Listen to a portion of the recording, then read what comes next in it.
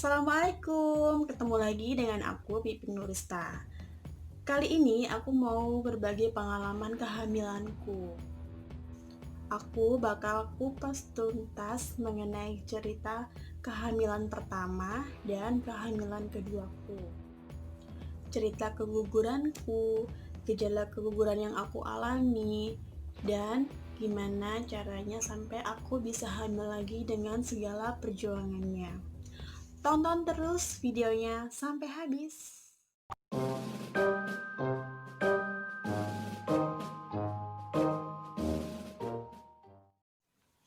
Nah, sekarang aku mau sharing tentang kehamilan pertamaku. Aku menikah di tanggal 22 Desember 2017. Di tanggal itu tepat sekali dengan masa subur aku.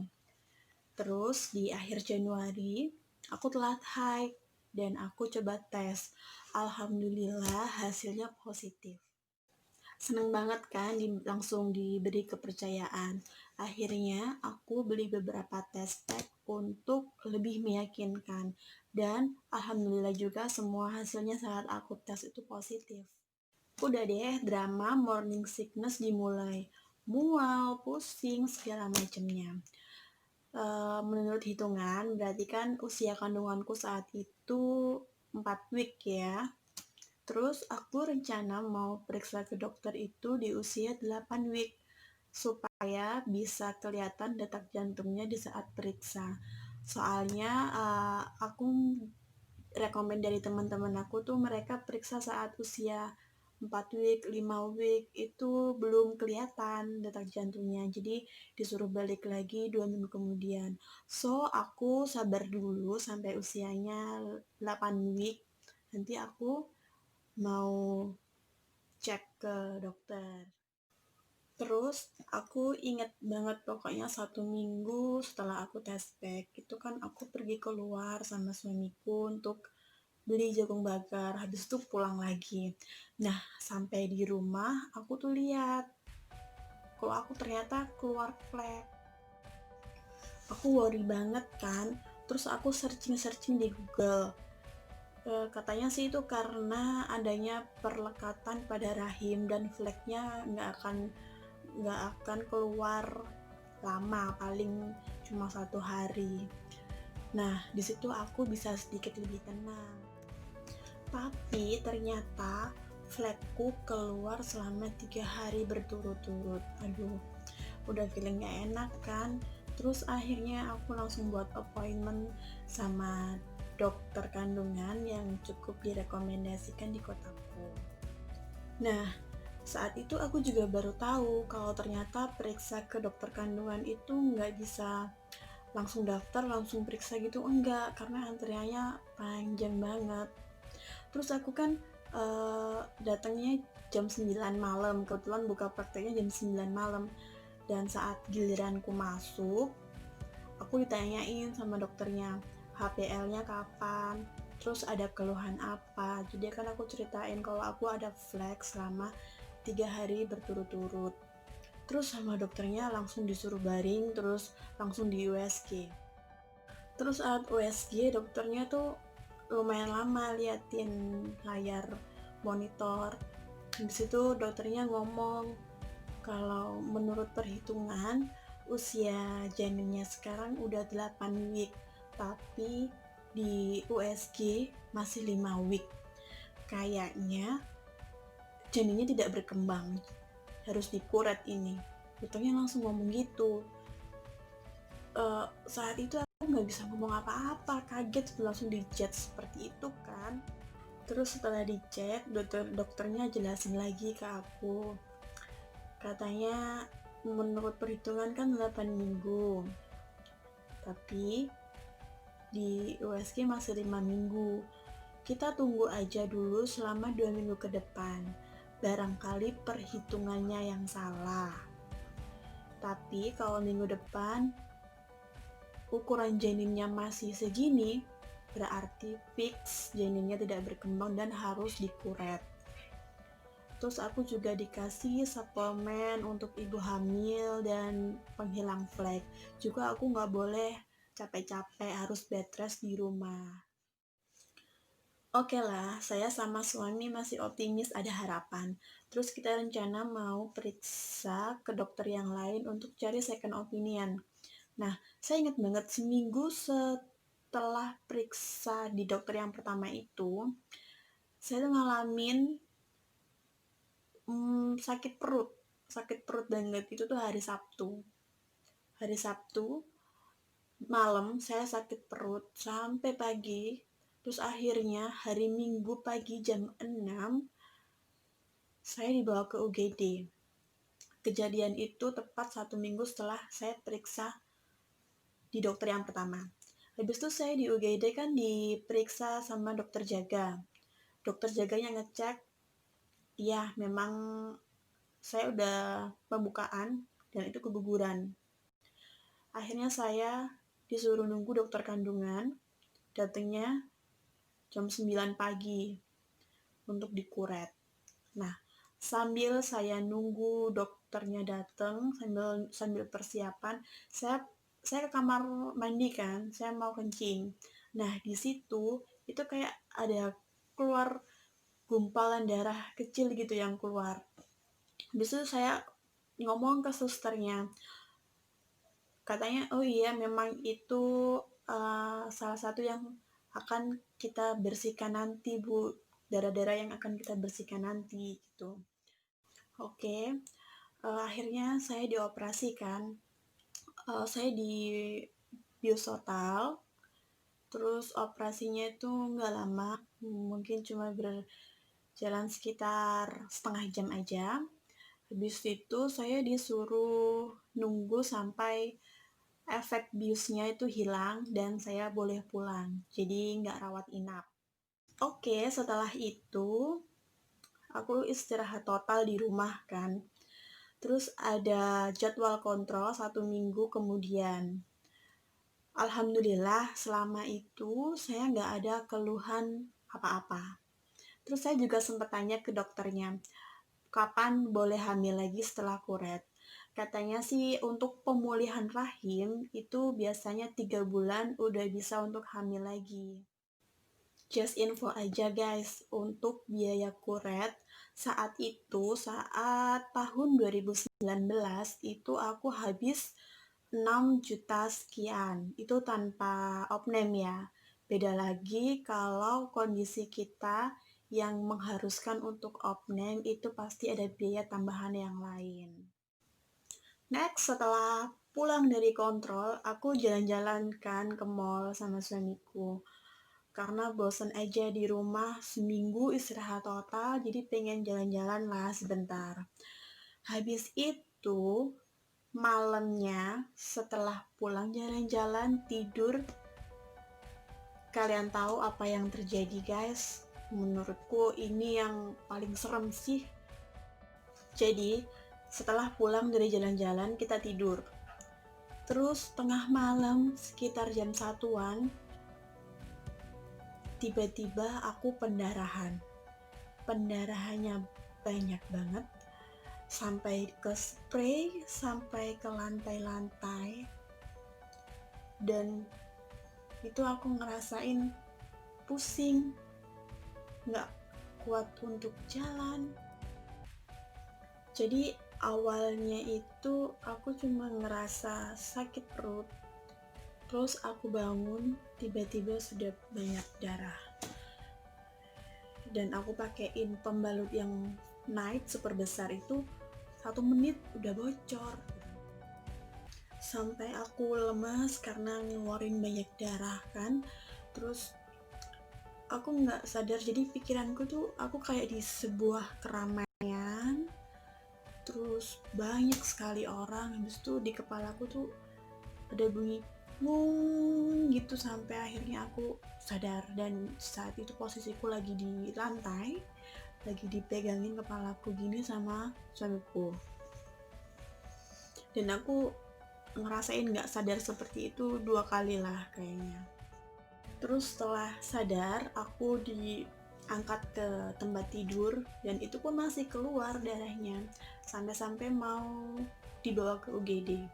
Cuman saat itu aku berdoa supaya cepet berhenti darahnya, biar nggak ngerepotin lagi gitu. Aku juga takut banget kan sebenarnya karena darahnya tuh nggak berhenti-berhenti. Jadi aku ya berdoa terus dan alhamdulillah semakin sedikit keluarnya.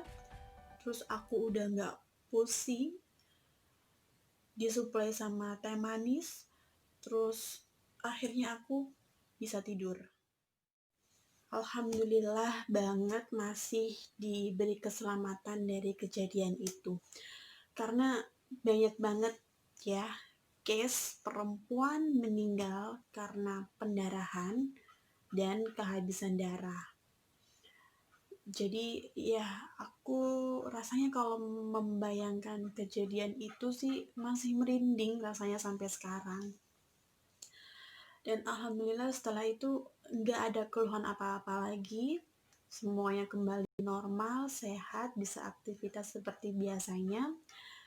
Kemudian haid yang kurang teratur mungkin dari efek kuret itu. Terus setelah 3 bulan haidku kembali normal, terjadwal seperti biasanya. Terus aku mulai program lagi. Jadi aku beli test pack banyak banget, tapi yang murah-murah aja. Kalau nggak salah harganya sekitar 2.500-an. Nah, kalau dites udah positif, baru beli test pack yang agak mahalan. Nah, kebetulan saat itu aku sama suami memang pengen cepat-cepat dapat momongan. Emang sih kita nikahnya waktu itu belum ada 1 tahun, tapi nggak tahu kenapa pengen banget cepet-cepet aja gitu. Jadi setiap kali aku telat haid 1 hari aku udah tes terus sampai akhirnya ya aku haid lagi. Jadi terus aja aku tes terus gitu. Akhirnya di bulan Juni 2018 aku tes seperti biasanya kan, dan hasilnya 2 garis, berarti positif kan. Terus aku kasih tahu ke suamiku, dan akhirnya kita mutusin untuk cepat-cepat periksa ke dokter kandungan. Jadi nggak mau nunggu-nunggu kayak yang pertama kemarin. Tapi ini aku periksanya ke dokter yang lain lagi ya dari yang pertama. Dan kalian tahu apa kata dokternya? Dokternya bilang kalau aku itu sebenarnya nggak hamil. Kok bisa? Aku tes positif. Aku juga ngerasain mual, pusing. Tapi kenapa kata dokternya aku sebenarnya nggak hamil? Dokternya bilang waktu itu saat dia USG nggak kelihatan kantong janin sama sekali. Tapi kan aku tetap kekeh ya, karena tes packku menunjukkan 2 garis. Cuma sayangnya waktu itu aku nggak bawa tes packnya. Terus sama dokter langsung aku disaranin untuk cek lab supaya lebih akurat hasilnya. Udah deh, aku ke lab untuk dicek segala macem. Aku tes urin, terus aku juga di USG lagi sama dokter dari lab. Saat periksa di lab, aku bawa tes packku kan. Nah, saat di USG, dokternya juga bilang kalau sebenarnya nggak ada tanda-tanda penebalan rahim, nggak ada terlihat kantung janin. Jadi saya nggak hamil katanya gitu. Terus saya tunjukin tes packnya, dokternya pun sempat bingung gitu. Loh, ini kok 2 garis, tapi saya cari nggak ada gitu. Malah yang terlihat itu ada kista. Aduh, kenapa muncul kista ya kan? Jadinya malah lebih kepikiran lagi. Terus tes urinnya hasilnya udah keluar kan. Dan aku lihat ternyata ya memang negatif gitu. Jadi ya daripada pusing-pusing akhirnya saya disuruh balik lagi ke dokter kandungan saya untuk penjelasan dari hasil lab tersebut. Saat aku dijelasin tentang hasil lab sama dokter kandunganku, katanya gini, jadi ibu ini belum hamil ya. Di sini terlihat kista, tapi ukurannya sangat kecil, jadi tidak perlu dihiraukan. Karena nanti itu bisa hilang dengan sendirinya saat kita haid. Karena kista itu juga bisa muncul kepada setiap orang, cuman tergantung besar atau kecilnya. Jadi kalau masih kecil seperti ini, itu nggak jadi masalah dan itu bisa hilang dengan sendirinya. Oke lah, masalah kista aman kan ya. Tapi yang masih jadi pertanyaan di pikiran saya itu, kenapa hasil tes pack saya itu positif, sedangkan tes urinnya negatif. Padahal kan tes pack itu 90% akurat, ya kan? Terus di samping itu, saya juga ngerasain tanda-tanda hamil seperti mual, pusing, dan lemes gitu. Dan penjelasan dokternya gini, keinginan ibu untuk hamil itu besar sekali. Jadi membentuk hormon yang memusatkan pikiran seperti hamil, sampai terjadi gejala seperti mual dan pusing. Dan soal tes pack yang menunjukkan positif, itu kemungkinan tes pack-nya kurang akurat. Atau bisa jadi ada penyebab lain dalam tubuh yang meniru hormon HCG, sehingga hasilnya itu jadi positif. Dari penjelasan itu oke lah, saya sedikit bisa menerima. Sempat kecewa sih, tapi ya kita harus ikhlas. Saya harus ikhlas untuk menerima kenyataan ini kalau memang belum waktunya. Setelah kejadian itu, aku sama suami sudah nggak menggebu-gebu seperti dulu lagi. Jadi kita berusaha untuk ikhlas, untuk menjalani hari-hari normal tanpa harus kepikiran tentang kehamilan. Aku juga udah nggak beli-beli tes pack lagi dan udah nggak ngecek-ngecek kalender lagi. Aku akhirnya jadi cari kerja untuk mengisi waktu daripada terus mikirin hal ini. Dan alhamdulillah aku keterima kerja. Percaya nggak percaya, saat aku berhenti mikirin gimana caranya untuk cepat hamil, aku malah hamil, guys. Jadi ceritanya, aku keterima kerja di lokasi yang cukup jauh dari rumah. So, aku sama suami mutusin untuk ngekos supaya lebih deket aja dari tempat kerja kita. Akhirnya kita ngejalanin hari-hari seperti biasanya, kerja pulang gitu. Terus sampai suatu malam saat kita pergi cari makan, tiba-tiba suamiku bilang gini, kamu kok kelihatan beda ya? Kelihatan beda dari biasanya. Hamil kali ya? Langsung aku jawab, tahu dari mana, orang aku tuh nggak pernah ngetes sekarang kan, aku juga nggak punya tes pack.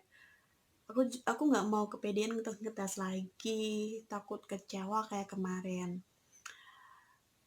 Terus kata suamiku, ya coba aja ngetes lagi, siapa tahu beneran gitu. Cuman aku gimana ya, nunggu telat haid seminggu lah baru aku tes, karena kan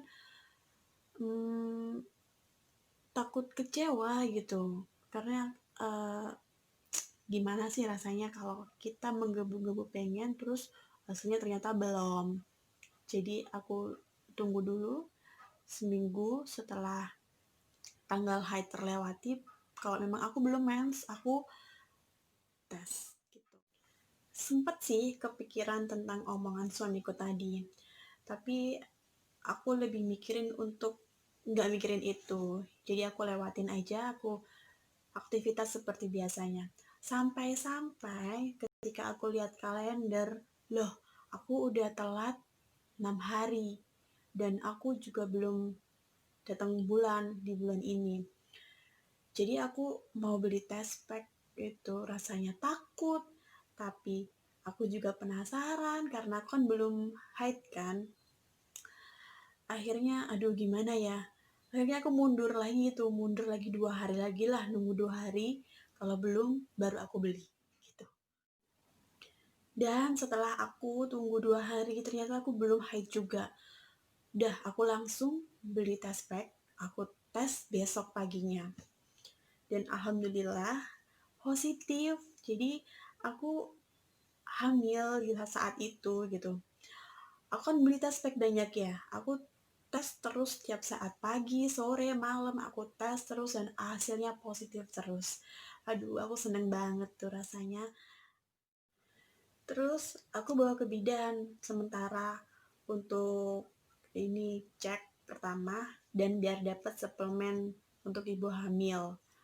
Karena kan aku kurang tahu ya dokter kandungan di daerah situ. Jadi rencananya saat aku pulang ke rumah, itu aku mau cek ke dokter kandunganku. Saat tahu kalau aku hamil, mulailah keluhan-keluhan itu bermunculan. Pusing, lemas, gampang capek, segala macam yang aneh-aneh itu pokoknya aku ngerasain. Dan ternyata di kehamilan keduaku ini itu nggak semulus yang aku bayangkan, guys. Aku keluar flek lagi. Dan tahu kan gimana rasanya? Jadi aku kepikiran, aduh, jangan-jangan aku keguguran lagi. Jangan-jangan kandunganku lemah. Segala pertanyaan itu muncul di pikiranku dan jujur aku kepikiran banget. Akhirnya aku mutusin untuk pulang dan periksa ke dokter kandunganku. Setelah di USG, dokternya bilang udah kelihatan kantung janinnya. Ukurannya juga sudah sesuai sama perhitungan tanggalnya. Dan aku dikasih vitamin-vitamin, dikasih obat untuk penghilang flek, juga disuruh bed rest di rumah.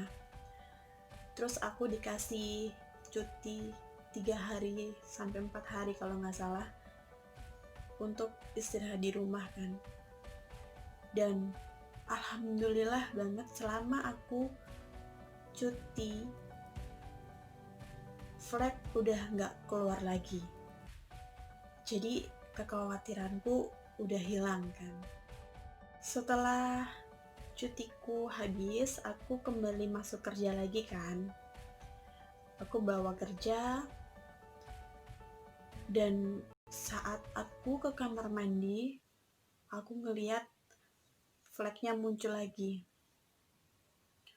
Aduh, pusing lagi deh kepalaku. Terus mual juga. Aku sampai mikir gimana ini ya kok keluar lagi, kenapa gitu kan. Akhirnya aku bawa periksa lagi. Terus aku disuruh untuk periksa darah, periksa untuk keperluan ibu hamil lainnya lah, mengenai tentang apa-apa yang dibutuhin itu. Dan aku periksa, alhamdulillah nggak ada permasalahan yang berat, semuanya normal. Akhirnya aku rundingan sama suami kalau aku pengen meriksain kandungan ini lebih detail lagi. Kalau memang kandungan ini bisa dipertahankan, rencananya aku mau resign dari kerjaan. Tapi kalau ternyata nggak bisa dipertahankan, lebih cepat tahu itu lebih baik menurutku. Nah, beberapa hari setelah itu, setelah dari luar kota, karena ada visit kerjaan, aku periksa lagi ke dokter untuk mengetahui lebih detailnya kondisi kehamilanku ini. Dan alhamdulillah saat aku periksa waktu itu udah kelihatan detak jantungnya. Rasanya seneng sekali. karena kelihatan gitu kedap-kedip jantungnya itu di monitor USG kelihatan. Dan dokternya nyaranin aku untuk bed rest selama 2 mingguan, minimal 2 minggu supaya flare-nya bisa hilang total. Dan aku rasa nggak mungkin kan, karena aku ada kerjaan juga. Toh aku juga kalau misalnya ini kandungan bisa dipertahankan, aku juga mau resign aja demi nyelamatin kandunganku ini gitu. Karena pasti kalau dibuat bed rest itu nggak akan keluar flagnya. Tapi kalau udah dibuat kerja lagi, pasti keluar lagi gitu. Jadi kayak anakku ini nggak mau kalau diajakin kerja. So, aku harus pilih salah satu. Jadi of course, aku pilih untuk resign kerja. Di trimester pertama, kehamilanku itu memang agak rewel. Jadi suka muntah, terus pusing, dan seiring berjalannya waktu, alhamdulillah flagnya udah gak pernah muncul lagi karena aku buat bed rest di rumah terus. Dan yang tadinya aku tuh suka sama ayam, semenjak hamil tuh aku jadi gak suka sama ayam. Lihat fotonya aja di Instagram itu udah bikin aku munek-munek gitu ya. Terus bakso juga, awalnya aku suka aja sama bakso, tapi setelah hamil rasanya bau bakso itu udah bikin aku pusing banget gitu. Aneh sih, tapi nyata aku ngerasain kayak gitu. Tapi seiring bertambahnya usia kehamilan, tepatnya di trimester kedua, keluhan-keluhan itu semakin menghilang dan semakin sehat kehamilanku saat itu. Di trimester kedua itu ya, aku pindahan guys sama suamiku. Jadi yang biasanya aku dimasakin sama orang tuaku, jadinya aku masak sendiri, bersih-bersih sendiri dengan kondisi hamil yang saat itu masih suka ngerasain pusing, mual. Tapi ya harus dilewatin karena kan mau gimana lagi. Kalau nggak gitu ya nggak bisa makan juga kalau aku nggak masak kan. Dan untungnya kondisi kehamilanku juga udah nggak seberapa rewel lagi. Saat periksa semuanya aman kata dokternya. Dan aku juga terus suplai vitamin-vitamin, tapi aku nggak minum susu karena kalau aku minum susu itu pasti mual dan muntah, jadi nggak bisa minum susu. So aku cuman pakai vitamin-vitamin aja. Terus aku saat periksa di usia kehamilanku 8 bulan, dokternya bilang kalau BB janinku itu kurang, jadi harus ditambah karena kan udah mepet waktunya, kurang 1 bulan mau lahiran. Dan dokternya nyaranin suruh kasih es krim aja biar bisa ngejar ketinggalan berat badannya. Dah otomatis itu aku dikasih es krim terus kan sama suamiku. Cuman aku nggak nelan mentah-mentah instruksi dari dokter untuk makan es krim. Karena menurut aku agak sedikit ganjal ya. Akhirnya aku searching, tanya-tanya ke dokter juga. Dan ada penjelasan yang aku rasa itu cukup logis. Jadi dokternya bilang, kalau mau nambah BB janin, itu perbaiki nutrisinya. Jangan dihajar terus pakai es krim. Emang es krim cepet banget untuk nambah berat badan janin. Tapi kan es krim itu kandungan terbesarnya adalah gula. Jadi BB janin itu bertambah karena tersuplai dengan gula. Bisa bayangin nggak untuk efek jangka panjangnya? Bagus nggak kalau kebanyakan gula seperti itu? Karena bisa menimbulkan obesitas, karies gigi. Kalau menurutku sih itu masuk akal juga ya penjelasannya. Jadi aku nggak terlalu over untuk makan es krimnya, tapi aku imbangi juga dengan lemak dan protein.